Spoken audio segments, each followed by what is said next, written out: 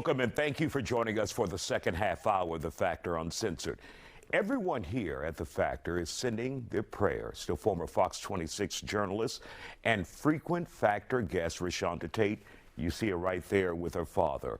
According to North Little Rock police, her father's body was found Wednesday, but they are still working to learn how he was killed.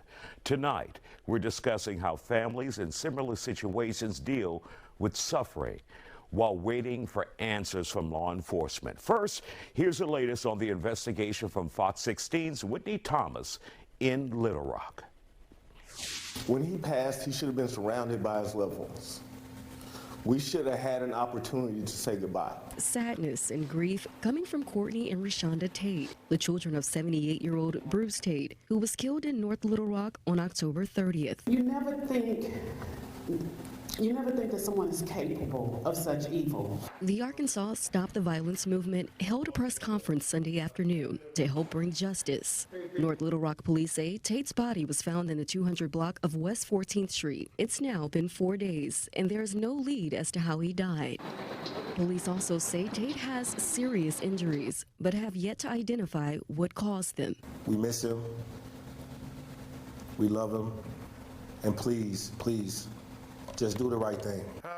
Tate's family asking the community for help, finding who's responsible for their father's death. My father has survived brain operations. He's survived falling off roofs. He's survived all kind of illnesses. And then to lose his life like this, that's what we're struggling with. Reshonda and Courtney say their father was a man who continuously showed up for others. And now they're hoping he gets that in return. So if there's anyone out there that knows anything, we beg and we pray that you do the right thing and contact the authorities. Now let's turn it over now to Andy Kahn of Houston Crime Stoppers. He joins me now in the studio, and of course you know Reshonda Tate. We all love Reshonda Tate here at The Factor Uncensored, longtime reporter here. What is I mean, I don't even know how do you deal with something like this when you have no answers and your loved one is killed? You know, Isaiah, I've been working with parents of murdered children and surviving family members for over 30 years. I serve on their board. So I've been dealing with homicide survivors for decades. And the way we kind of describe it, it's kind of like you're thrust into this whole new world, and you're trying to learn a foreign language, because this is something that happens to other people. This is something you see on the news. You never think it's going to happen to you, and all of a sudden, there you are. And you don't know how to act, you don't know what questions to ask, you don't know what direction to ask. So for the Tate family right now, grief is intensified because justice is lacking, and they have no answers, and they have so many questions. And how do you deal with the anger of this situation? Obviously, you know, you have your father, the patriarch of the family, killed, and there are no answers. But anger can consume you in a situation like that. There are so many different emotions that everybody is going to go through right now, especially during the initial stages where you're dealing with shock, you're dealing with grief. Then you've got to, you know, help make funeral arrangements, notify families.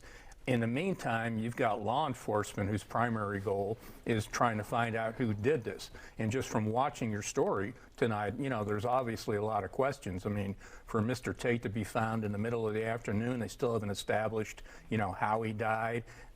So for the family right now, what I would advise them to do is each police department has what's called a victim assistance coordinator. They need to reach out to that coordinator. They can help that person get their questions answered in an expedient fashion. There are also families that are entitled to crime victim compensation in cases that they might need assistance in funeral expenses or things of that nature. And then states have, like we have in Houston, Crime Stoppers. This is what we specialize in, and that's trying to get answers for family. Like you heard one of the family members say that somebody out there knows something.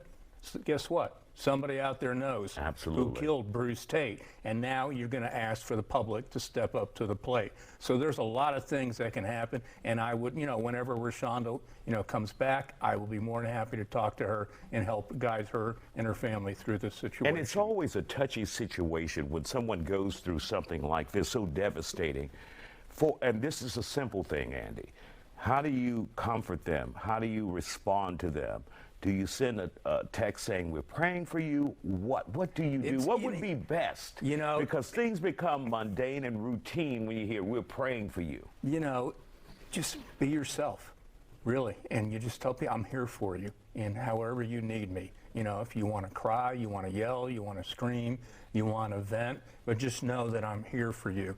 And it's important to understand that, you know, you can't say, well, you know, I'm walking in your, you can't say you're walking in your shoes, because nobody knows how you're feeling. Yeah. And that's why we have the Parents of Murdered Children group, Surviving Families of Members of Homicide. We meet the second Tuesday at Crime Stoppers every month, because I'm a victim advocate. I hope to heck I'm not walking in your shoes, but these are other families that truly understand, and they know what you're going through, and they can be an incredible support system for you.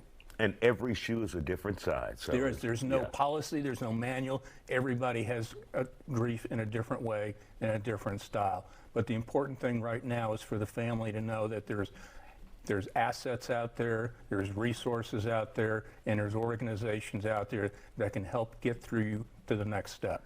At this point, is there anything, like when something like a murder like this is so fresh, is there anything that can be done and that you can tell that person? I just tell them, you know, make sure everybody cooperates with law enforcement. Any little detail that might, you know, did your dad have any enemies? You know, were there things that were going on in his life? Make sure you share all that information, and then you can always say, you know what, we're going to be with you. We're going to be check in with law enforcement periodically every week, see what they're up to, see what they're doing, because like anything else, they're going to work harder if they know the family's personally vested in finding out who killed Bruce Tate. All right, Andy Kahn from Crime Stoppers, we want to thank you for joining us, and we want to send our absolute best and prayers to Reshonda Tate's family, who's a regular guest here on The Factor, and a former Fox 26 reporter. No, like I said, I'll be here for her. If she has any questions, if she needs any guidance, we'll be more than happy to take care of her and her family. You're good. You can work in Arkansas too. Thank you.